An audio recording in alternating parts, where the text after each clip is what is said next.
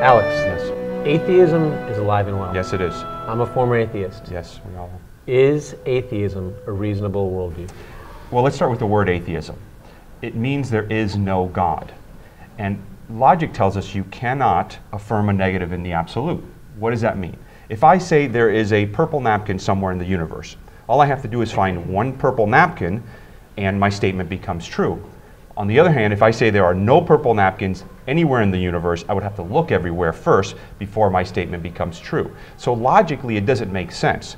Now, we know atheists haven't looked everywhere for God, for Jesus himself said, if you seek me, you will find me. And we know most atheists have never sought God. Now, that said, let's talk about worldview since you brought it up.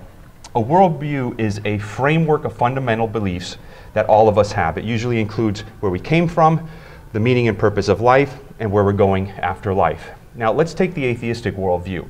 Even if you concede evolution, because that's where the battle seems to be these days. You concede evolution, that through random mutations and natural selection, we got all the species that we have today.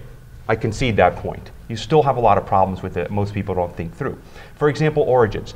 Most people don't know, but an atheist cannot explain the origin of the universe, the origins of the laws of physics, and more importantly, the origins of even single-cell life. Okay? Some other problems that they have is morality. We know that there's a universal moral code in every society. If there's universal morality, there must be a moral lawgiver. Okay. Next would be consciousness. You know, how do we get consciousness from non-conscious matter? Most atheists will concede they don't know the answer to that question. Here's another one, out-of-body experiences. There's been long-term studies done, some over the course of 10 years with 3,000 subjects, and all of them conclude the same thing, that you cannot explain these out-of-body experiences scientifically. One famous study was published in Lancet, which is the most prestigious medical journal in all of Europe. A couple others is the fact that there's 5 billion people that claim to have had a religious experience. How does an atheist explain that? Love, bravery. This conflicts with the atheistic worldview of survival. Natural selection and survival.